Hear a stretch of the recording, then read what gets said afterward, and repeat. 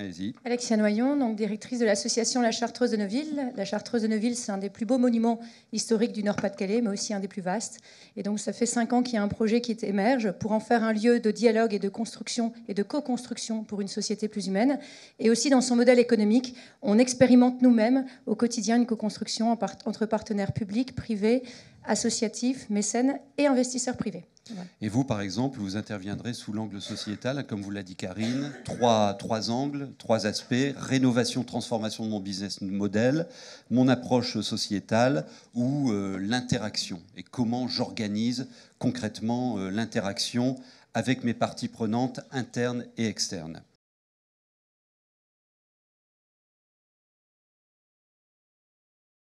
Du Nord-Pas-de-Calais. Aussi un des plus vastes, c'est 18 000 m² de bâti sur 12 hectares clos de murs. Et un des plus méconnus, puisque même le président de l'association ou moi-même ou la plupart des partenaires locaux du projet, habitant à côté, ne la connaissaient pas. Puisque, comme son nom l'indique, c'est un monastère chartreux, donc monastique, une histoire monastique, mais aussi une histoire artistique et hospitalière. Et jusqu'en 1998, hospice asile psychiatrique. Donc par essence, pas un lieu qu'on côtoie. Et puis forcément, monastère chartreux, un peu isolé de la vue, au pied de Montreuil-sur-Mer. Ce lieu était à l'abandon. Tout le monde en voulait, partenaires publics, groupes hôteliers ou autres, et en même temps, personne ne franchissait le pas, tellement c'était grand. Qu'en faire ? Comment faire pour pas que ça perde son âme ? Comment faire pour pas que ce soit un lieu en permanence qui coûte de l'argent, en termes d'électricité, en termes de tout ça, au-delà des travaux de restauration qui représentent 30 millions. C'est à ce moment-là qu'est né le projet, qui est véritablement, je dirais, j'allais dire, ce qui s'est fait spontanément par le biais de la rencontre à la fois du lieu, de son architecture, de son histoire, d'un certain nombre de personnes avec des compétences diverses, parce qu'il fallait des compétences diverses, et en même temps des convictions d'une partie de ces personnes-là. Qu'est-ce qui s'est passé ? C'est le Conseil général des monuments historiques qui disait « mais personne ne s'intéresse à ce lieu, sauf un groupe hôtelier pur. C'est quand même dommage. » Je vais en parler à un de mes copains qui est architecte, un architecte parisien, qui a débarqué à Chartreuse, passionné de monuments historiques et de monuments anciens, et qui s'est dit « mais bon sang, ce lieu est extraordinaire. Mais c'est dommage d'en faire que la énième abbaye ou monastère transformé en hôtel 5 étoiles, qui perd tout son sens. Et en même temps, en faire qu'un lieu d'intérêt général, c'est un gouffre sans fin de subventions. » Donc lui, il est parti du lieu et il s'est dit, finalement, c'est un lieu qui associe des espaces d'intimité, des espaces communautaires. Donc pourquoi pas associer à la fois une vocation économique, sous forme de résidence hôtelière un peu particulière, je vais en parler tout à l'heure, et des espaces communautaires dédiés à une activité d'intérêt général. Cet architecte commence à monter son projet et à vouloir le financer en partie de l'investissement privé issu de défiscalisation monuments historiques. Et puis, sur les parties communautaires, y agréger les pouvoirs publics et une association. Donc déjà, c'est tout un petit monde un peu difficile à agréger. Là-dessus, il en parle à quelqu'un qu'il connaissait déjà, avec qui il avait déjà fait un projet, qui est spécialisé dans l'investissement immobilier sur des projets qui ont du sens, et qui était capable de monter cette partie fiscale et immobilière. Mais ils se disent, nous, on n'est pas du coin, il faut bien qu'on trouve des gens qui vont animer ce lieu, lui donner du sens et un contenu.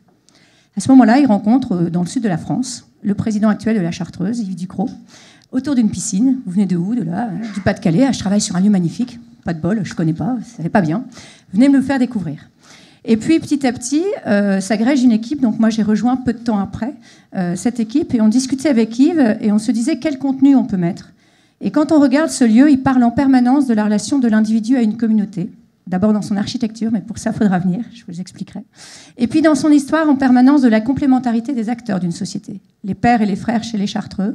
Et dans la période hospice asile psychiatrique, ils avaient inventé un écosystème social innovant, comme quoi c'est pas forcément nouveau, où, étant donné que les anciens de la Chartreuse, cet hospice devait être qu'un hospice, donc je vais très vite, mais c'était uniquement du personnel médical pour un hospice de personnes âgées. Et comme il n'y avait pas assez de structures pour accueillir les exclus, les personnes handicapées dans le Pas-de-Calais, à l'issue de la guerre, on y a mis la Chartreuse jusqu'à 700 malades. Et on a proposé, pour fonctionner, au lieu que ça devienne une atrocité, que chaque personne accueillie dans ce lieu, moyennement, fortement, légèrement handicapée, participe au fonctionnement du lieu et soit rémunérée pour. Ouais. Alors, qu'est-ce que vous avez pris le meilleur de ce fonctionnement en écosystème des Pères Chartreux pour votre projet ? Parce que vous avez impliqué notamment dans la danse les politiques. L'ensemble des pouvoirs, voilà. Et dont les politiques, voilà. Pas simple. Comment vous avez fait ? Alors, comment on a fait ? Donc, l'ambition pour y arriver, c'était de se dire il faut que ce lieu devienne une fondation reconnue d'utilité publique, donc dédiée au dialogue et à la construction, à la co-construction pour une société plus humaine, Pour y parvenir, comment faire, comment financer tous ces investissements? Il faut aussi, c'était notre idée dès le départ, parce que ce projet est né de gens du monde économique et de l'entreprise, que ce lieu, après une phase d'investissement qui nécessite effectivement des subventions et du mécénat, etc., ce lieu soit autonome progressivement sur son modèle économique intérieur. Donc on a été présenté ce projet. Comment ça s'est présenté? L'histoire est de dire que tout ce qui était logement du temps des pères chartreux et des frères chartreux redevient logement, est vendu en défiscalisation monument historique, toute cette phase-là a été faite, auprès d'investisseurs privés en défiscalisation monument historique, mais qui se sont chacun engagés à deux choses. Une première, pas forcément originale, qui existe déjà, signer un bail commercial, donc pas occuper leur logement, mais le dédier à la résidence hôtelière de la Chartreuse. Et une autre qui est totalement innovante, qui est que chacun de ces investisseurs a signé une promesse de vente à terme avec l'association, qui fait que dans 15 ans, tous, si nous on le souhaite, on n'y est pas obligé, on est obligé de racheter on peut racheter leurs biens. L'avantage de ça, c'est qu'eux, ils apportent, il y a, comme je disais, à peu près 30 millions d'euros d'investissement entre l'acquisition et ils apportent 20 millions d'euros sur la table. Et on se projette dans 15 ans, le projet se casse la figure, ce que je ne crois absolument pas, mais on n'est pas obligé d'acheter.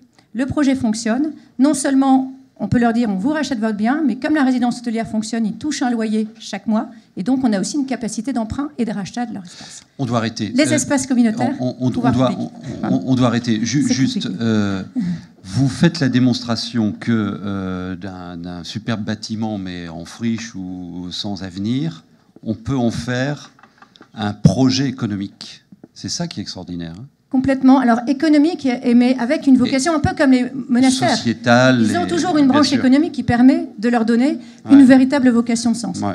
Les pouvoirs publics, juste une anecdote sur les pouvoirs publics, parce que j'entendais Maxence qui disait, voilà, ça va être dur. Je pense que c'est pas impossible. Alors nous, ça s'est pas monté en un an. Ça a fait 5 ans.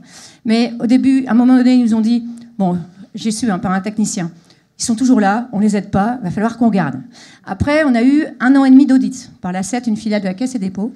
Et puis ça s'est terminé par une table ronde. La table ronde a commencé de la façon suivante, donc président du conseil général, conseil régional, préfet. Et l'un d'entre eux, je ne dirais pas lequel, nous a dit, ceux qui sont actuellement propriétaires, parce que la moitié va nous être vendue à l'association fin d'année, qui sont propriétaires, qui ont mis 20 millions sur la table. À La Réunion, ils ne sont pas autour de la table. Hein. Ils s'assoient en dehors, sur une petite chaise. Tous dans l'équipe, on a dû avaler des couleuvres sur ce projet.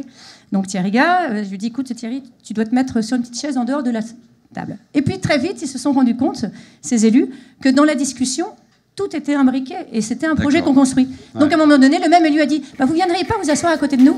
Et voilà, c'était parti.